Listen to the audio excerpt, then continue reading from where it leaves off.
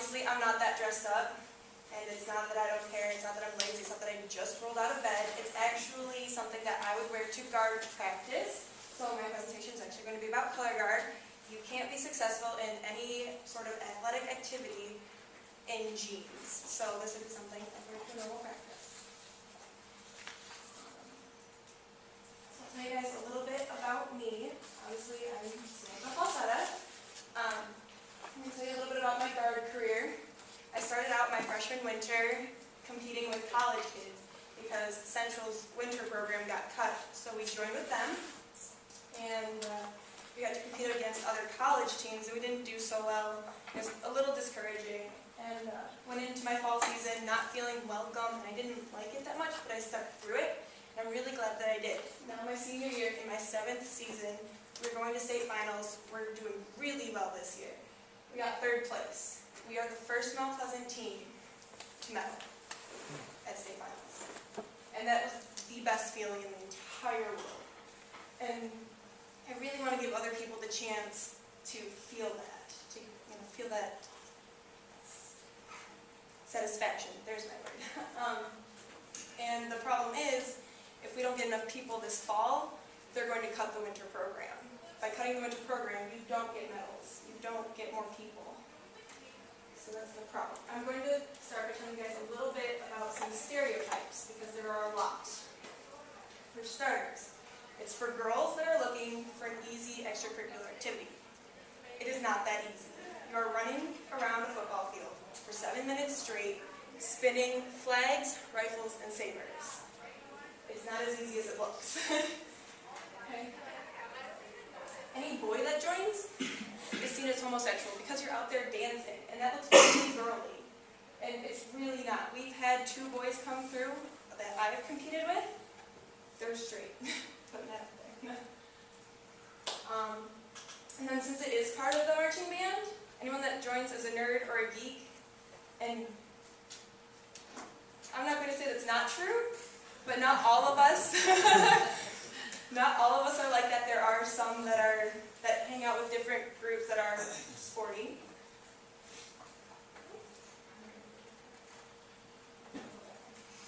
So my big question is, how can I help to advance the activity of color guard or winter guard, whichever you want? I can try to make the group larger. I can recruit. That kind of goes along with my next part. I did some mini camps, and it'll help to spark friendships. I met a lot of my friends through color guard, and I think that it'll help spark other friendships. I can start an annual mini guard camp. I have spoken to other guard members, and they are willing to continue this next year. And then I'd like to start recruiting and training younger students. I actually went over to Fancher Elementary and started talking to 5th and 6th graders, and many of them actually came to my mini camps and were very interested in staying, which would be very nice to help continue the program. So as far as part of my research, I use personal experience. With my personal experience, I can tell you exactly how those camps would have gone, and unfortunately I was right. The turnout was not going to be that great, even if the interest at the schools that I went to were great. And when they came, they probably wouldn't like it that much because it was a lot harder than they thought it would be. And actually everybody that came, they thought it was really fun, even though they got frustrated, and they'd all really like to stay, which is really nice to hear. Obviously the internet. There are a lot of websites. There's like MCGC, which is Michigan Color Guard Circuit, DCI, Drum Corps International, MCBA, which is the Michigan Marching Band competing kind of group, and they tell you where and when and who is competing. And then there's also just other groups out there that put on websites that tell you about guard and how to join or what's so fun about it. And then I interviewed color guard members. They were members from our guard, and then our staff as well, who have been members of other guards, such as professional groups. And they all let me videotape them, which comes to this part. So I've got all this information collected, I've got all these interviews. What do I do with them? So I've got these videos, and I'm going going to kind of collage them, and I'm going to use them to recruit new members. I obviously needed to find groups to talk to, so I went out to Fancher, Sacred Heart, and West Intermediate, and I talked to some of their groups about joining. I think that's what this part says. Yeah, I talked to some groups at lunch, so like in Sacred Heart, I just kind of sat in a hall and they came by and a lot of people showed interest. Fancher, I went into someone's classroom and students came in while they were having lunch. And then Mr. Meyer over at West Intermediate let me talk to all of his classes throughout the day to recruit as well. As far as the outlook, based on obviously previous experiences, like I said, my hopes for creating the bigger guard is just it's not so good. Everyone at the camps will typically quit later on, which is really unfortunate, and I want to try to fix that. The students at Fancher and Sacred Heart all seemed very excited, but once you get to like West Intermediate and 8th grade, it's very hard to try to get somebody to join because they've already picked their sports, but when you get them younger, they like to have more options. And then based on my mini camps, I can guess that we'll have enough people in the fall to keep our winter program this year, which will be really nice.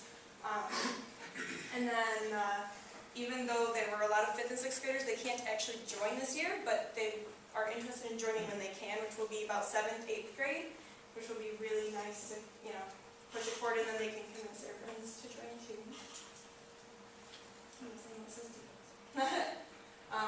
So this was one of my dance camps with 5th and 6th graders, and I'm teaching them this song that I learned. Probably take you guys to this.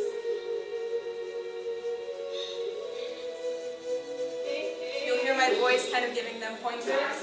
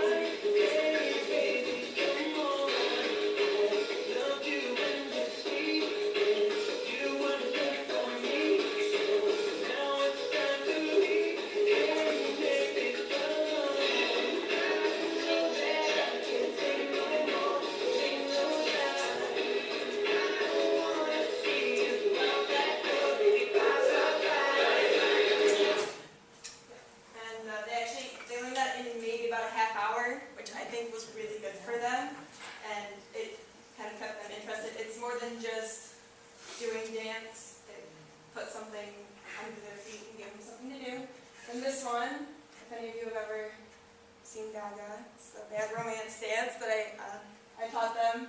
It was just to the chorus. It was just something fun to do, and there is a little bit of dance technique to it. So you can see a little bit of that.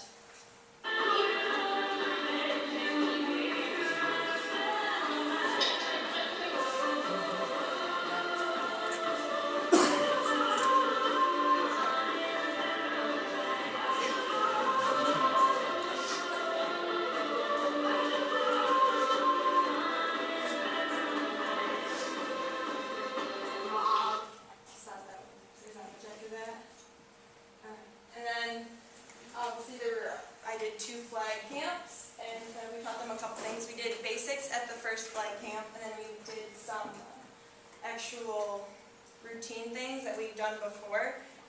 By we, I mean like me and Sarah McAllister. She was there helping me. And we did a few ditties, like they're from our winter show.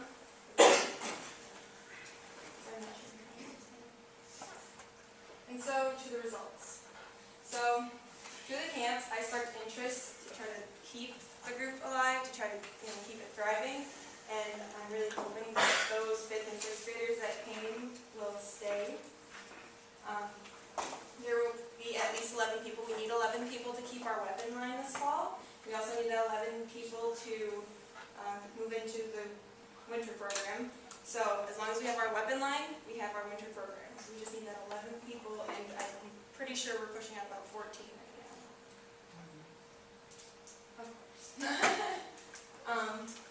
So there are a lot of 5th and 6th graders that were interested in joining, and then they'll come in their 8th grade year, and unfortunately somehow this ended up doing. But there is that opportunity for those 5th and 6th graders to come join us if they want. They just can't compete with us this year. I have kind of talked to my instructors, and they said that they would be willing to take these 5th and 6th graders and train them a little bit in the fall. They can join us during band camp and some of our week rehearsals and kind of learn the basics and learn some stuff about guard. So thank you guys for your time.